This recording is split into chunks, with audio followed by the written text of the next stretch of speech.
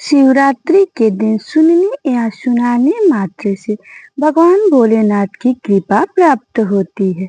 साथ ही एक छोटा सा ऐसा कार्य भी बताया गया है जिसे यदि श्रद्धा से किया जाए तो जीवन की अनेक बाधाएं दूर होने लगती है। तो इस वीडियो को अंत तक अवश्य देखिए। शिवरात्रि की कथा प्राचीन समय की बात है।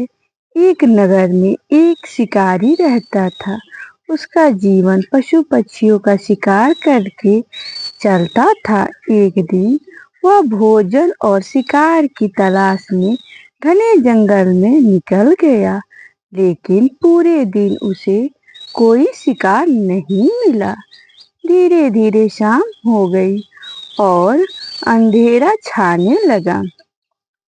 जंगल में हिंसक पशुओं का भय था, इसलिए उसने एक ऊंचे बेल के पेड़ पर रात बिताने का निश्चय किया। संयोग से उस बेल वृक्ष के नीचे एक शिवलिंग स्थापित था, लेकिन शिकारी को इसका ज्ञान नहीं था। रात भर जागते रहने के लिए वह पेड़ की डालियों से बेलपत्र तोड़ तोड़ कर नीचे गिराता रहा। साथ ही उसके पास जो फल था वह भी अनजाने में नीचे टपकता रहा।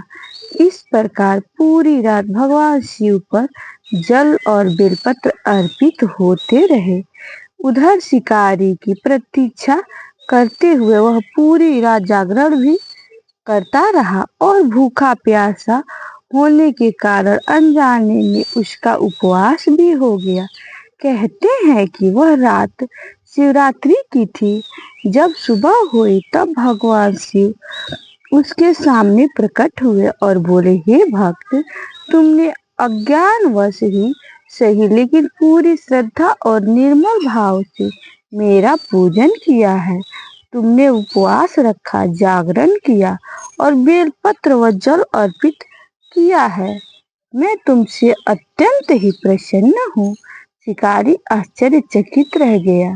उसने हाथ जोड़कर भगवान शिव से क्षमा मांगी और कहा कि उसने तो अनजाने में यह सब किया है। तब भोलेनाथ ने कहा, जो व्यक्ति सच्चे मन से मेरा स्मरण करता है, मैं उसके भाव को देखता हूँ, बाहरी दिखावे को नहीं।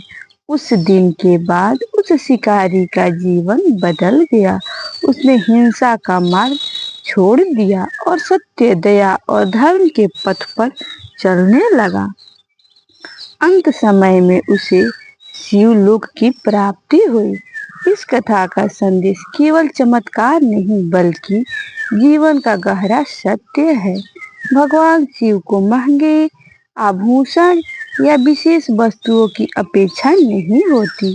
वे अपने भक्त के सच्चे भाव, करुणा और श्रद्धा को देखते हैं। यदि हमारे मन में किसी के प्रति द्वेष, ईर्ष्या, अहंकार है तो पहले उसे छोड़ने का प्रयास करें। शिवरात्रि का दिन स्वयं को बेहतर बनाने और भगवान के प्रति समर्पण का दिन है। इस दिन माता पिता और बड़ों का सम्मान करें। किसी जरूरतमंद की यथाशक्ति सहायता करें।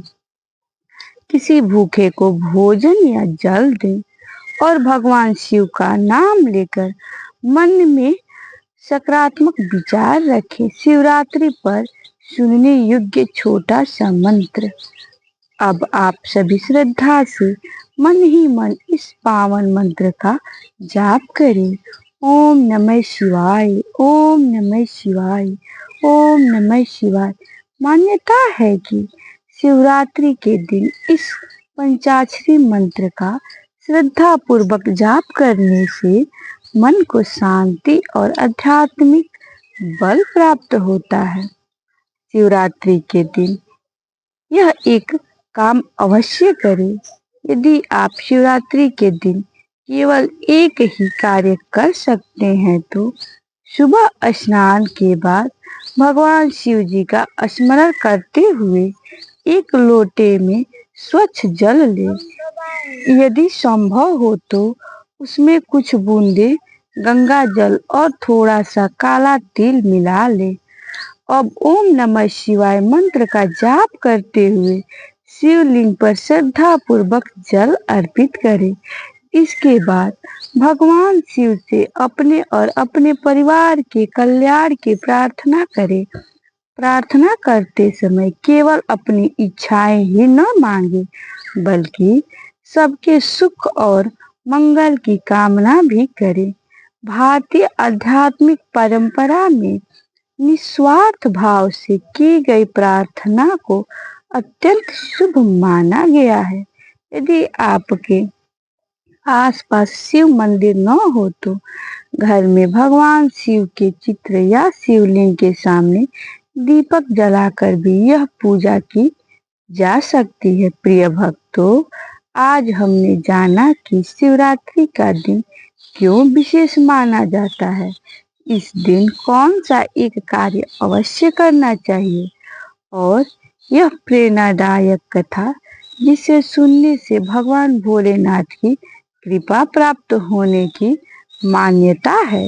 यदि आप भी भगवान शिव में आस्था रखते हैं तो आज ही किसी शिव मंदिर में या अपने घर के पूजा स्थान पर श्रद्धा से जल अर्पित करें, ओम नमः शिवाय का जाप करें और इस कथा को अपने परिवार के साथ अवश्य साझा करें।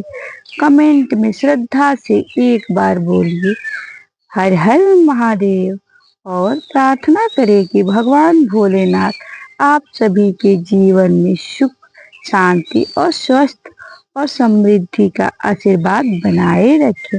हर हर महादेव, जय भोलेनाथ।